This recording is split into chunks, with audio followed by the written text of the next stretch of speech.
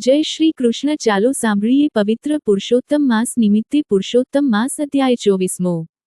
સૂત પુરાણી બોલ્યા, હે શૌનકાદિક મુનિઓ, મણિગ્રીવે પોતાનું જીવનવૃત્તાંત ઉગ્રદેવને જણાવ્યા પછી કહ્યું, મારો આ દારિદ્ર્યનો નાશ થાય અને હું વૈભવશાળી બની સુખપૂર્વક જીવન ગાળી શકું તેમ કરો.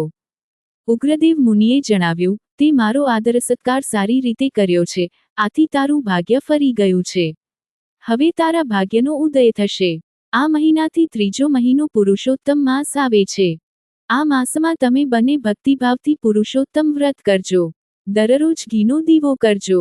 જો ન બની શકે તો તલના તેલનો કે ઈગોરિયાના તેલનો દીવો કરજો. પુરુષોત્તમ માસમાં દીપદાનનો મહિમા ઘણો મોટો છે. આ દીપદાનથી સંપત્તિ, ધન ધાન્ય, સંતતિ, કીર્તિ આદિ પ્રાપ્ત થાય છે.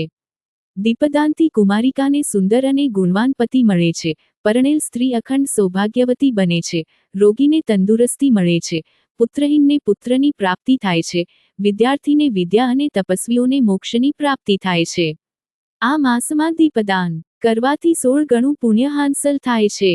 આમ કહી મણિગ્રીવને સુખી થવાના આશીર્વાદ આપી મુનિ ઉગ્રદેવ પ્રયાગ તરફ જવા નીકળી પડ્યા. થોડા સમય પછી પુરુષોત્તમ માસ આવ્યો ત્યારે પતિ પત્નીએ જંગલમાં પુરુષોત્તમ વ્રતનો આરંભ કર્યો. આખો માસ તેમણે ઈગોરિયાના તેલનો દીવો કરવાનો નિયમ રાખ્યો. તે મુજબ તેમણે આખો પુરુષોત્તમ માસ ઈગોરિયાના તેલનો દીવો કર્યો. ઉગ્રદેવની કૃપાથી અને દીપદાનના પુણ્યબળે તેમનો મેલ ધોવાઈ ગયો. કાળબળે તેઓ મરણ પામ્યા. તેઓ સ્વર્ગમાં ગયા. ત્યાં અનેક વર્ષો સુધી સુખ ભોગો ભોગવી ફરીથી જન્મ લીધો. આ મણિગ્રીવે જ ચિત્રબાહુ રાજા, તેની પત્ની ચંદ્રકળા તરીકે જન્મ પામી અને ચિત્રબાહુની રાણી બની.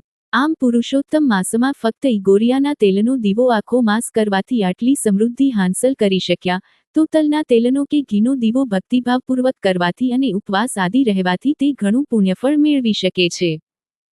આમ અગસ્ત્ય મુનિએ રાજા ચિત્રબાહુ સમક્ષ તેનું જીવન વૃત્તાંત કહી સંભળાવ્યું અને ત્યાંથી તેઓએ વિદાય લીધી. શ્રી બૃહન નારદીય પુરાણ ના પુરુષોત્તમ મહાત્મ્યનો દીવાનો મહિમા નામનો 24મો અધ્યાય સંપૂર્ણ.